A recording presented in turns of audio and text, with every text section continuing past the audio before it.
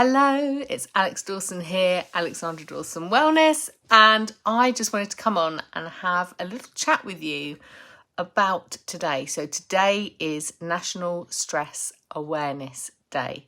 So stress comes to us all, and stress can be brought about by lots and lots of things. It's a real killer, both in the workplace and in schools, and just in our busy day-to-day lives of each and every person that walks upon this planet.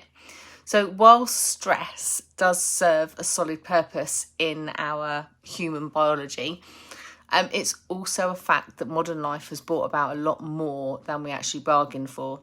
So this has had an absolute catastrophic impact for some people.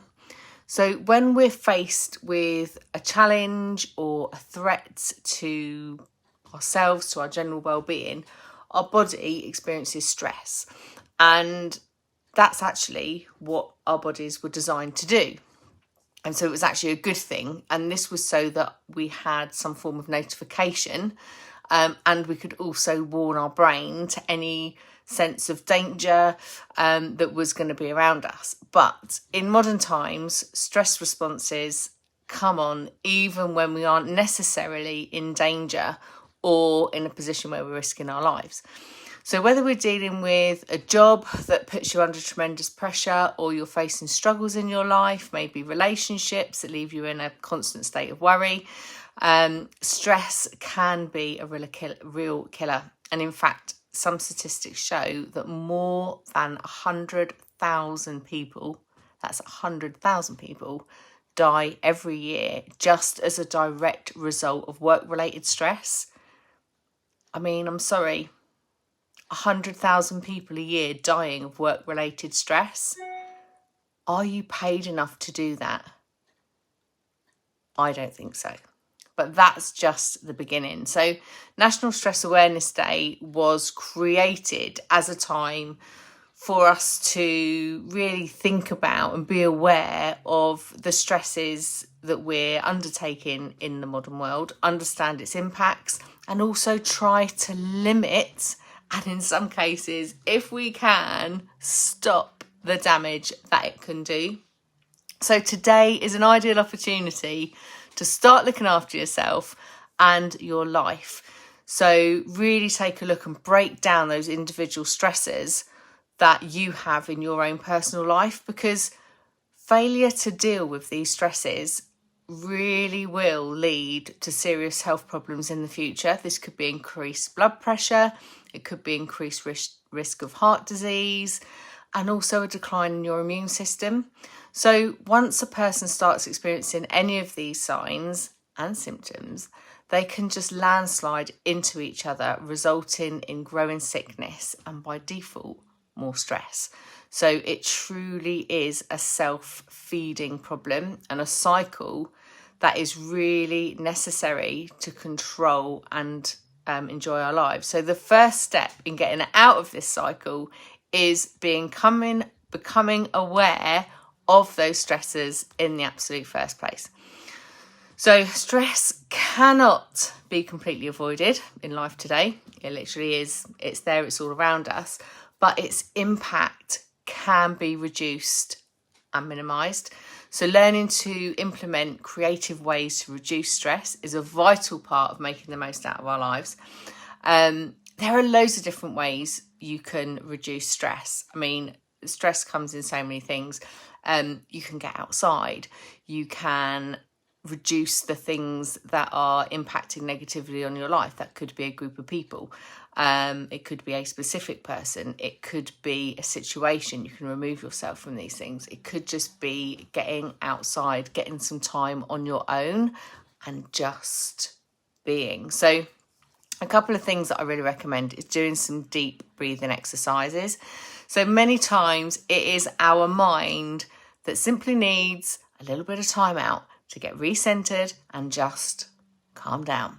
So deep breathing is a great way to regain focus and get re-energized, even if it's just for a couple of minutes at any point of the day. Like, you don't have to sit and meditate for half an hour.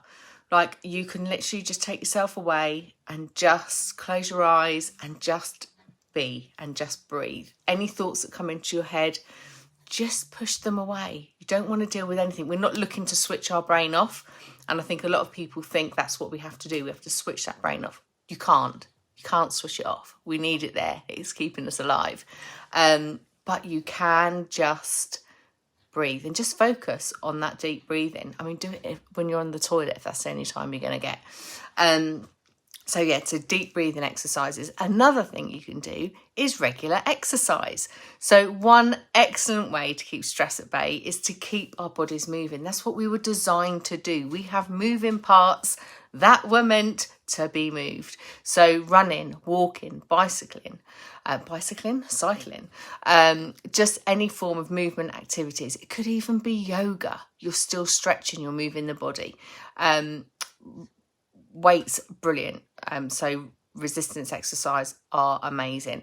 All of these you can incorporate into an anti-stress lifestyle. Reducing caffeine and processed foods. I mean, a healthier diet really is a massive stress buster. If you think back to our ancestors, they never had these issues that we have in the modern times now. They didn't have them because their lifestyle was completely different. They were, they didn't have Alipings, so aka the microwave. They didn't have all those stresses that we have today. We have brought these about ourselves. So, I'm not saying never have a coffee, never have a ready meal, never have never have a meal that's not been prepared directly for you, by you, or that hasn't, got other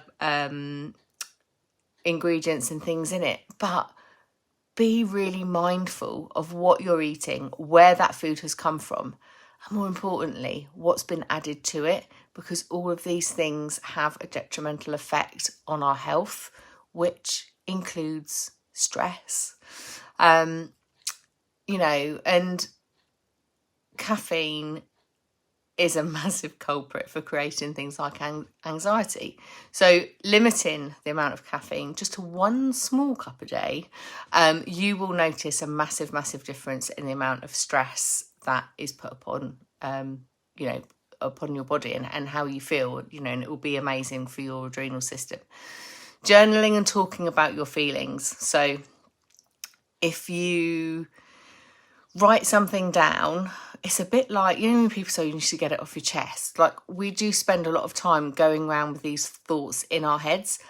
But as soon as you take it out of your head and you write it down, you can see it, and it becomes real, even though we know it's real, but it's just in our heads, and therefore it's just going round and round and round and round and round and round and round all the time in this vicious loop. So you get it out and it almost becomes a bit more, oh, okay. And when you see it there, sometimes it doesn't seem as bad as it was. Sometimes it can look as if it was worse, but you're making those steps to getting rid of it, to getting it out, to get it out of your body, which is what we want to do. Speak to friends. If you don't have any friends you feel you can speak to, there are organisations that can help. My door is always open. So, tell a friend, a therapist, just really find a way of releasing those thoughts and those stresses. So really, I would just say, take some time today just to look at your life. Where do your stresses lie? And what could you do to start making steps to limit those stresses, or even remove those stresses?